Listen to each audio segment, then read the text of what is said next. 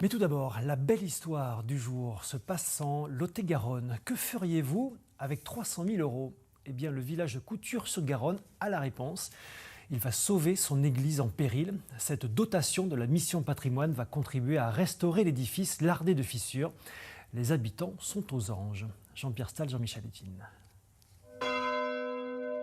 Un cadeau du ciel. À Couture-sur-Garonne, les 375 âmes accueillent avec une grande joie cette dotation pour leur église Saint-Léger. Il faut reconnaître quand même qu'on a eu 300 000 euros. Donc 300 000 euros, c'était le maximum qu'ils pouvaient nous donner. Un magnifique cadeau de Noël. On a sauté de joie et le cœur qui faisait des zigzags les jours précédents. Donc voilà, ça ne pouvait pas être mieux. Il faut dire que Saint-Léger est en piteux état avec de nombreuses fissures. Un cerclage métallique a été posé en 1905 et depuis aucun gros travaux de consolidation alors que l'édifice est menacé.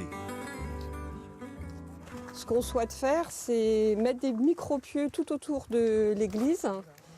Et l'ingénieur nous a expliqué que ça sera à une profondeur plus basse que le niveau de Garonne, c'est bien ça? Oui, 12 à 15 mètres de profondeur, oui, effectivement. Allez, on va rentrer à l'intérieur pour voir l'étendue des dégâts. Allez. Les travaux pourraient commencer dès le premier trimestre 2024. Le transept et le chœur sont pour l'heure interdits d'accès. On peut toutefois admirer les peintures d'un artiste italien réalisées en 1942. Je m'en occupe moi depuis l'âge de 20 ans, j'ai 75 ans. Je fais les cloches quand il y a les mariages, et tout ça. Et donc ça serait dommage que cette église soit en perdition. Le conseil municipal a fait de cette sauvegarde son grand projet avec l'aide de l'État et des collectivités locales pour boucler le budget de plus d'1 million d'euros. En gros, il nous manque 200 000 euros, mais comme je vous le disais, nous espérons que ces collectivités comme la région et le département puissent nous aider. Si chacun nous donnait un peu 30 000 euros chacun, chaque organisme, on devrait arriver à trouver ces 150 000 ou ces 200 000 euros.